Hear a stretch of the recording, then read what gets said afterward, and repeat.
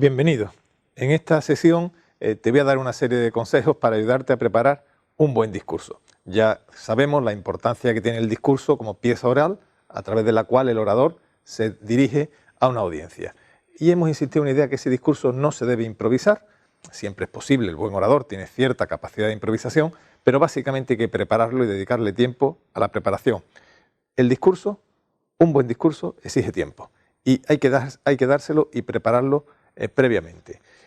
Una vez que te pongas a prepararlo, debes tener como varias ideas muy claras. Primero, ¿qué quieres conseguir con el discurso? Hemos reflexionado mucho sobre eso, el fin. Dos, ¿a quién va dirigido? También hemos reflexionado mucho sobre la cuestión. Eso te va a determinar prioridades, te va a determinar tipo de lenguaje, etcétera, etcétera. Y tres, y hemos comentado también la importancia del tiempo. No es lo mismo un discurso de 5 minutos que uno de media hora. Para que te hagas una idea, hay personas, y son graves errores, ¿no?, que construyen discursos tipo, con lo cual no se ajusta al tiempo concedido y eso puede ocasionar o bien que termines mucho antes de lo previsto y parezca un discurso vacío, que no tienes cosas que decir, o lo que es mucho más frecuente, que seas interrumpido o al final quieras meter muchas cosas en muy poco tiempo. Por tanto, un discurso como pieza oral tiene que adaptarse al tiempo concedido.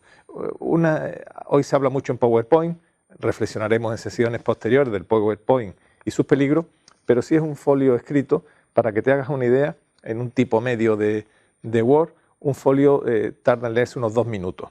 Por tanto, si te han dado 10 minutos, piensa que vas a necesitar entre 4 y 5 folios. Si tienes 10 minutos, no escribas 10, porque te vas a ir a 20 minutos por lo menos de escritura. Claro, y toda la idea fuerza tienes que concentrarla y estructurar el discurso en un tiempo. Por tanto, el discurso, y es clave, es una pieza oral vinculada a un tiempo, porque tienes que decir lo que tengas que decir para tus fines en ese tiempo determinado. Ya que tienes estas cosas claras, vamos a empezar a ver cómo se trabaja un discurso. Ya vimos en los fundamentos de retórica, y eso desde los clásicos aquí no ha cambiado, cómo se hace. La primera fase, que ellos llamaban invención, bueno, nosotros llamamos preparación, es el cajón desastre.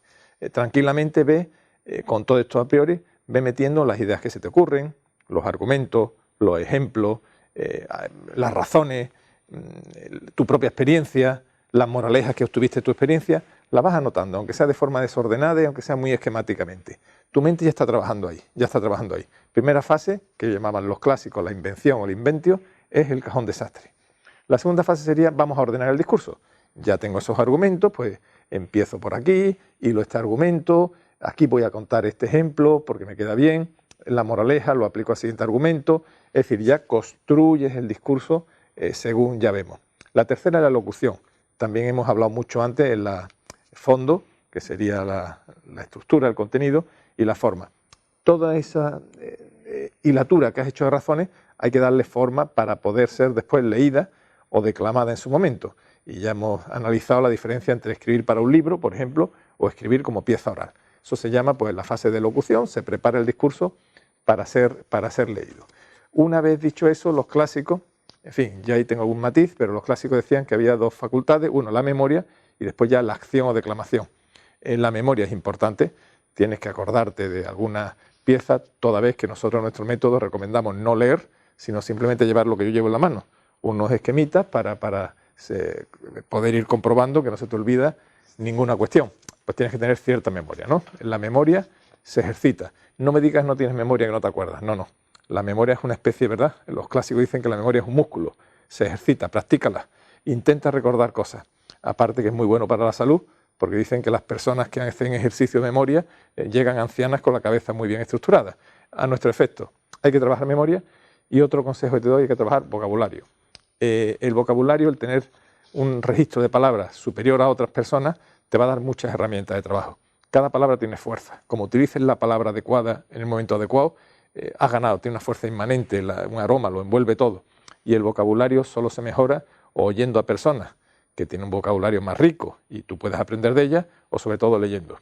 Me podrías decir, oye, yo no soy una persona lectora, yo lo que quiero es aprender a hablar bien en público.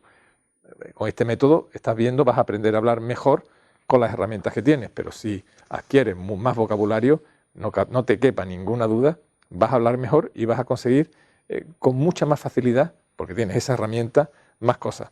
Incrementa tu vocabulario y esto es lectura. Hay muchos tipos de libros, muchos son muy divertidos, en fin, es posible que sea una persona lectora, luego es una obviedad lo que te digo, pero si no lo eres, pues animarte a que leas porque te lo pasarás bien y adquirirás pues vocabulario. Y por última parte, el discurso tiene que ser pronunciado y hemos hablado mucho de la importancia de la declamación para llegar. Pero ya que tenemos esta pieza, como has visto, siempre un discurso tiene ya, y esto cuando lo prepares tienes que tenerlo clarísimo, 3 partes. La introducción, el desarrollo y el final. La introducción que hagas tiene que conectar con la gente.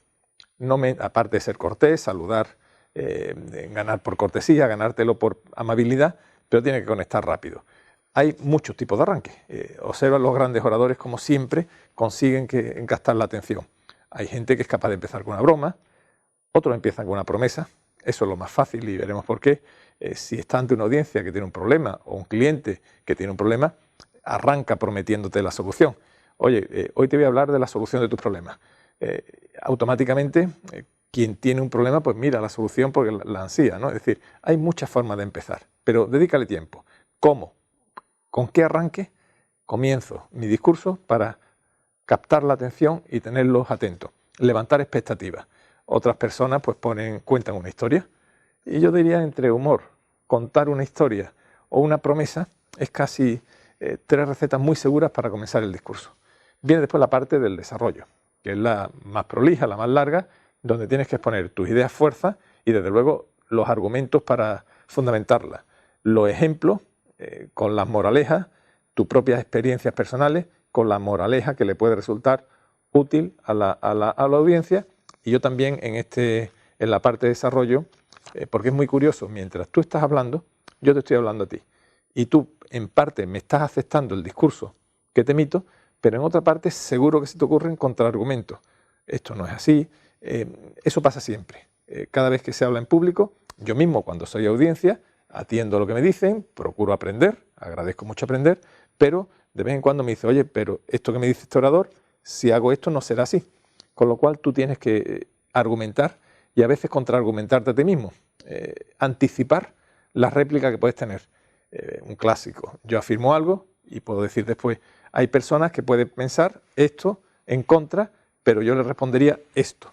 Con lo cual esa contraargumentación ya incorporada a tu propio texto no solamente te sirve para preparar y anticipar la respuesta a posibles críticas posteriores de otros oradores, sino para convencer de forma más eficaz a una audiencia que pueda aplicar cierta duda sobre tu propio discurso. Otro tema muy importante en la oratoria, muy importante. Igual que ya los clásicos decían, vende esperanza, que vende más que el pesimismo, la puerta abierta que la cerrada, vende el porqué, explica el porqué, el para qué.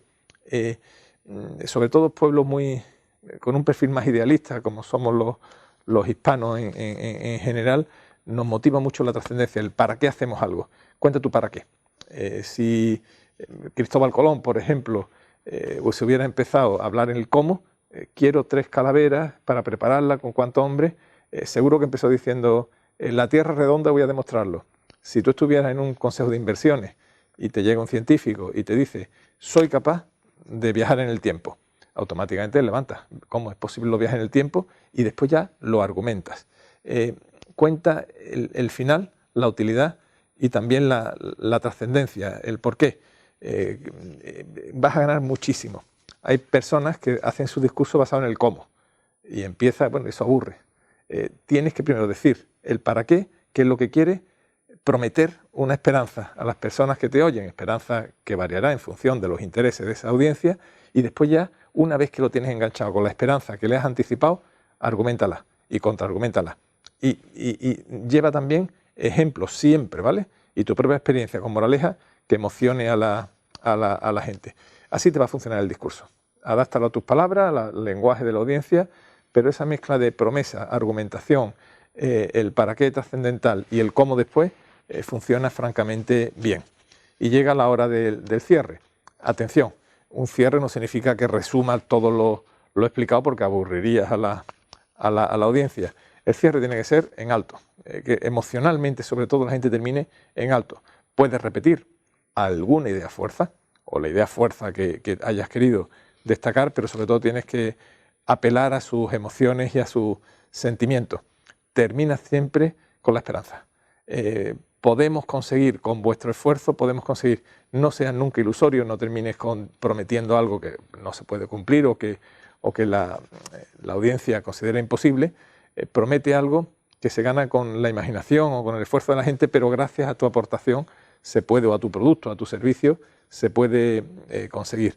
Esta apelación final, esta conmoción final, hace que el público pues quede convencido a lo largo del desarrollo, que es lo que has procurado con tus argumentos, contraargumentos y ejemplos, pero sobre todo conmovido con la intervención final, que es la que termina pues ganándote.